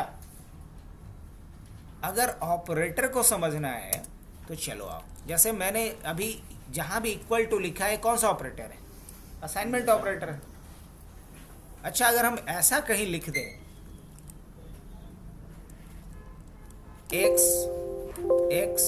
मैंने टाइप किया यहाँ पे एक्स, और एक्स में वैल्यू रखा हमने मान लो 12, वाई में हमने वैल्यू रखा मान लिया जा 6, सही है। अब हम कहीं लिखते हैं g equal to X plus Y, equal to X plus Y. तो z में वैल्यू क्या होगा बताइए, x में वैल्यू होगा, z में वैल्यू होगा 18, सही है। अच्छा तो ये जो मैंने प्लस लिखा सर वो क्या है, ऑपरेटर है। कौन सा ऑपरेटर है, अर्थमेटिक ऑपरेटर है। अच्छा अगर मुझे दोनों को माइनस करना है तो क्या लिखेंगे, x माइनस वाई। तो z में क्या वैल्यू होगा इस बार, 6 होगा, 6 होगा। तो ये क्या है, अर्थमेटिक ऑपरेटर है, और ये क्या है, असाइनमेंट ऑपरेटर है। अच्छा सर चलो अगर मान लो कि मैंने ऐसा लिखा z equal to x is greater than y। अब बताओ कि z में वैल्यू क्या होगा, गेस कीजिए, ट्रू की फॉल्स। तो ये रिलेशन चेक किया कि क्या z एक्स वाई से बड़ा है, अरे रिटर्न कर दिया किस में, जेड में, तो जेड में क्या वैल्यू होगा, ट्रू या फॉल्स होगा। तो अगर हम क्या करते हैं, जेड को प्रिंट करेंगे तो क्या आएगा, फिलहाल ट्रू, क्योंकि एक्स वाकई वाई से बड़ा है, तो क्या वैल्यू आएगा, ट्रू आएगा। अब अगर हम कहीं लिखते हैं Z equal to X equal to Y, तो यहां देखो ये वाला जो इक्वल टू है पहला पोजीशन पे, वो क्या है हमारा असाइनमेंट ऑपरेटर, और ये क्या है, रिलेशनल ऑपरेटर। अब इस बार जेड में वैल्यू क्या जाएगा सर, फॉल्स जाएगा। जेड को प्रिंट करके देख रहे हैं, क्या गया, ये फॉल्स गया, क्योंकि एक्स वाई के बराबर नहीं है। ये कंडीशन क्या हो रहा है, फॉल्स हो रहा है। तो ये कौन सा ऑपरेटर हुआ, रिलेशनल ऑपरेटर। अच्छा सर, मान लो कि मैंने कहीं लिखा है यूजर, और यूजर नेम एडमिन डाल के रखा है, चलो, और मैंने कहीं रखा है पासवर्ड लिख करके, और पासवर्ड रखा है admin@123। रियल टाइम में इसको हम फाइल और डेटाबेस से करवाएंगे फेच करके, लेकिन अभी चूंकि उतना अचानक जंप मारिएगा तो बहुत सारा चीज जंप मार जाएगा। तो चलो मान लेते हैं कि एक वेरिएबल है यूजर जिसमें वैल्यू है एडमिन, एक पासवर्ड नाम का वेरिएबल है जिसमें वैल्यू है admin@123। मान लो ये डेटा कहीं स्टोर है डेटाबेस में या फाइल में। अब हम ये चाहते हैं कंपेयर करना कि यूजर और पासवर्ड, मान लो लॉगिन नाम का एक वेरिएबल बनाते हैं, और हम ये चाहते हैं कि लॉगिन तभी हो जब यूजर और पासवर्ड दोनों क्या हो, ट्रू हो, दोनों मैच करे। तो क्या लिखना पड़ेगा मुझे, लिखना होगा यूजर इक्वल टू यूजर में वैल्यू जो है ऑलरेडी है एडमिन, इक्वल टू क्या, एडमिन, एंड दूसरा भी कंडीशन अगर मैच करवाना है तो क्या लिखेंगे, and password equal to admin@123। अब बताओ कि इसमें लॉगिन में क्या वैल्यू आया होगा। यहाँ जो इक्वल टू लिखा हूँ ये रिलेशनल ऑपरेटर है सर, लेकिन जो एंड लिखे हो वो क्या है, लॉजिकल ऑपरेटर है। इसका मतलब ये है कि अगर यूजर का वैल्यू एडमिन से टैली कर जाए और साथ ही साथ पासवर्ड का भी वैल्यू admin@123 से टैली कर जाए, तो यहाँ लॉगिन में क्या वैल्यू रिटर्न कर दो, ट्रू। तो लॉगिन में क्या वैल्यू रिटर्न हो गया होगा, ट्रू। अब अगर भरोसा नहीं तो हम क्या देख सकते हैं इसका, अगर हम टाइप देखेंगे तो क्या बताएगा, बुलियन, बुल। इसका टाइप क्या बताएगा, बुल, क्योंकि ट्रू और फॉल्स क्या होता है, बुलियन होता है। और अगर मैं इसका वैल्यू देखना चाहूँ तो लॉगिन, वैल्यू क्या दिखाएगा, ट्रू, क्योंकि मैच कर गया। अगर मान लो वही मैंने लिखा होता है ऐसे लॉगिन, और यहाँ यूजर इक्वल टू एडमिन, ये तो सही लिखा होता, और हमने पासवर्ड में कुछ धोखाधड़ी कर दिए होते, जैसे हमने यहाँ admin@231 लिख दिया होता। अब बताइए कि लॉगिन में क्या वैल्यू होगा, ट्रू की फॉल्स, फॉल्स होगा सर, क्योंकि दोनों मैच नहीं किया। लेकिन अब ध्यान से देखना और बताना, अगर ये बता देंगे तो हमें लगेगा कि आप लोग समझ पा रहे हो। लॉगिन इक्वल टू अगर मैंने लिखा एडमिन और पासवर्ड इक्वल टू हमने लिख दिया यहाँ पे